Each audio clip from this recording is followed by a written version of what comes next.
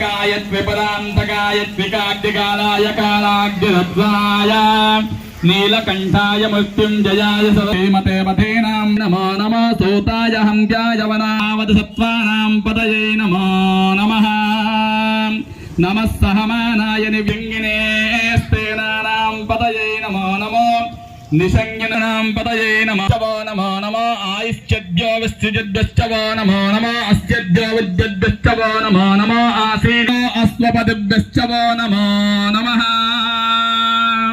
नम आव्यादो नमो महद्दक्षुल्लकेभ्यश्चवो नमो नमो नमो सेनाभ्यस्तेनानिभ्यश्चवो नमो नमो शिक्षुद्भ्यसं स्वावसोऽन्याभरात्पन्नः त्वं हिमं न्योऽभिभूत्योजा स्वयं भूद्भामो अभिमादशाः విశ్వదేశ్వరి మనం ఈ వారసత్వాన్ని మనం నిలపడంతో పాటు మనం రాబోయే మన తరాలకి అందించాల్సిన బాధ్యతను గుర్తుగా ఆలోచన చేసి ప్రాపంచిక సుఖాల్లో మునిగి తేలే మనకి మన జీవితం యొక్క లక్ష్యాన్ని గుర్తు చేయడం కోసమే ఇలా నిజంగా శివుడు ఉన్నాడా ఘోరాలు గమనిస్తున్నా అనేక పాపకర్మలు చేసేవాళ్ళు సుఖంగా సుభిక్షంగా ఉండడం కష్టాలు కలగడం చూస్తూ ఉన్నారు.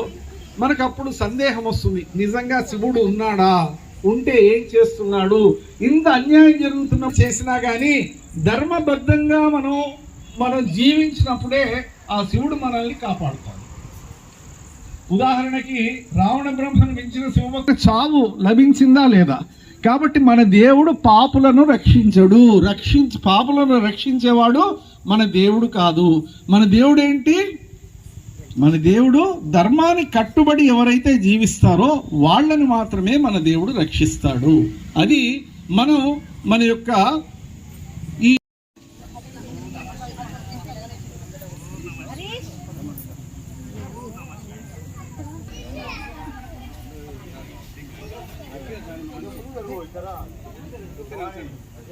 मना का जुड़ा का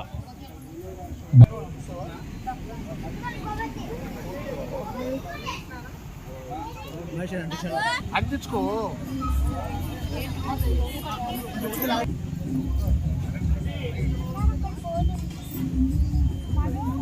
ప్రవీణ్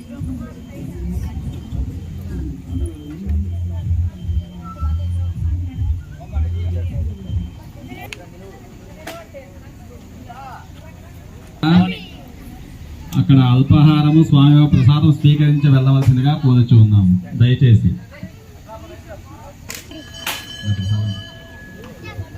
వెళ్ళదండి.